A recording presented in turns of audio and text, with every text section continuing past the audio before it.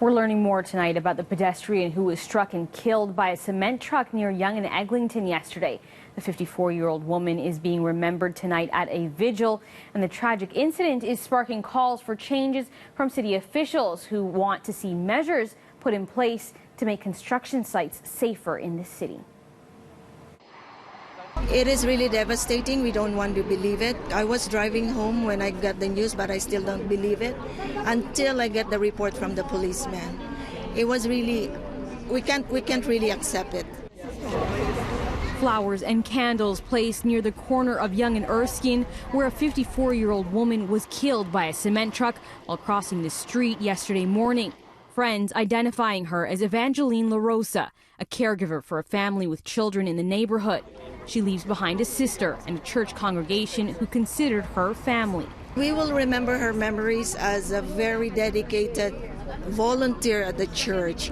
She's a very good lead guitarist as a leader of the instrumentalist.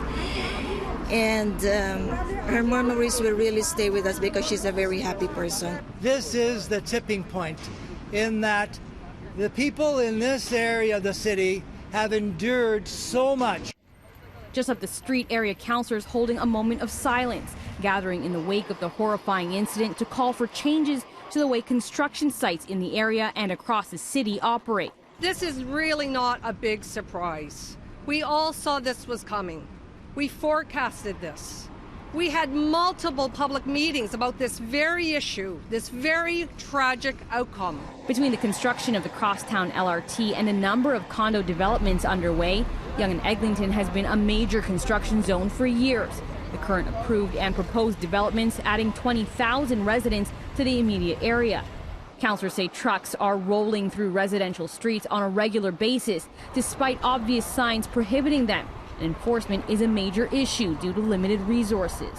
What we're seeing happening in our neighborhood streets is that there are truck drivers and others who know there's going to be no enforcement, who know that there's going to be no consequence, and will flagrantly disobey the rules. So we can put up as many signs as we want. Councillors say incoming photo radar in school areas will help, but they're also asking the city to implement a construction safety management plan that would require immediate driver training for heavy construction truck drivers, full-time pedestrian crossing guards at all major construction sites to be paid for by developers, and a pedestrian safety plan from major construction sites before developments are greenlit by the city.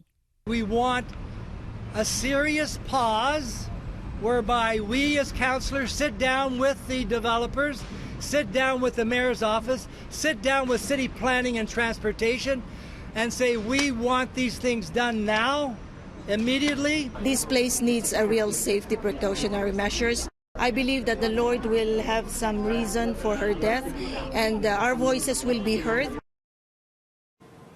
Now, in a statement tonight, Mayor John Tory said he has spoken with the 3 area councillors and is committed to improving traffic safety in the neighborhood. This is the second pedestrian death this year involving a construction vehicle. Back in January, a man was killed by a dump truck near Marley and Lawrence.